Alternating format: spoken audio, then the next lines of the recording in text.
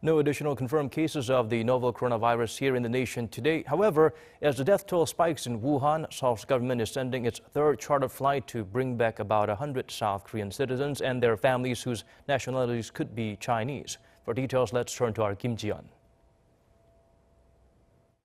The Korea Centers for Disease Control said the country has no additional confirmed cases of the novel coronavirus as of Monday afternoon, keeping the total number of cases in South Korea at 27.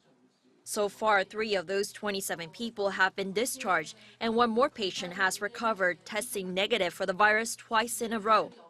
The government has put off its plan to impose an entry ban on high-risk countries and will maintain its current measure of prohibiting the entry of people who have recently been to China's Hubei province.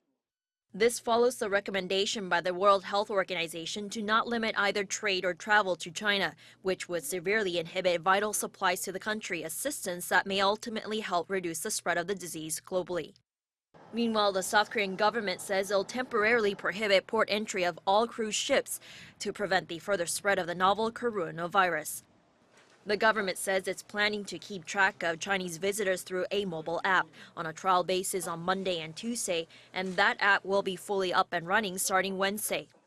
Through the app, visitors can self-diagnose and report for quarantine if they have symptoms of the virus, and the government can monitor their condition in real time.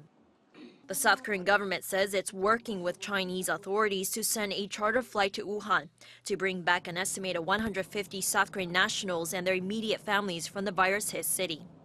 The third charter flight is to leave from Incheon on Tuesday and will return to Gimpo Airport on Wednesday morning. Those that are being brought back are to be isolated for 14 days in a military university, a public facility in Incheon, Gyeonggi-do Province, an hour-and-a-half drive away from Seoul. Each evacuee will be placed in a separate room with the exception of children 12 years old or younger, who are allowed to share a room with one of their parents.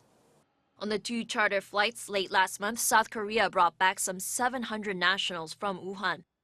Those evacuees from Wuhan were transferred to temporary accommodation in Asan City and Jincheon County, and those without symptoms are due to be released from isolation this weekend, whereas those with high fevers or respiratory symptoms will be transferred to Seoul's National Medical Center.